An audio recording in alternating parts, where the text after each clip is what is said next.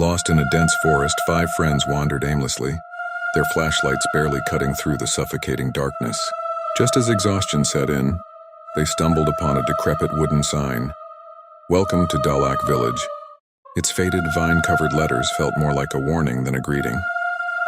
Pushing through the rotting gates, they found themselves in a chillingly silent village cloaked in darkness. There was no electricity, only faint candlelight glimmered from a few distant windows.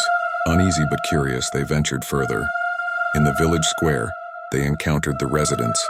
Pale, motionless figures stood silently, their gaunt faces and hollow eyes fixed on the newcomers. Their traditional clothing was worn and stained as though untouched for decades. The friends felt their unease grow as the villagers neither spoke nor moved, their eerie stillness deeply unsettling. "This isn't right," muttered Nam, the group's leader. As Han shone her flashlight toward one of the villagers, her heart sank.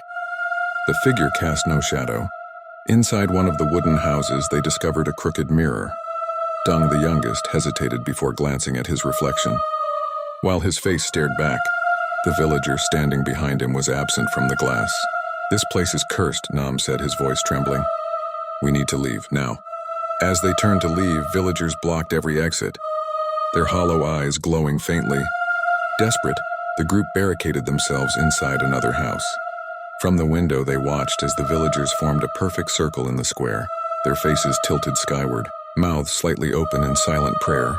Suddenly, Dung gasped, his shadow dissolving like smoke into the floor. One by one, the other shadows began to fade. A faint childlike whisper filled the room. "You belong to us now." In terror, they ran toward the forest, only to find every path blocked. Nam tripped and felt cold hands grip his shoulders. A villager leaned close, its grotesque grin whispering, "No one leaves." Dragged back to the square, the group stood in the center as their shadows disappeared entirely. The villagers closed in, their lifeless eyes reflecting the friends' final moments.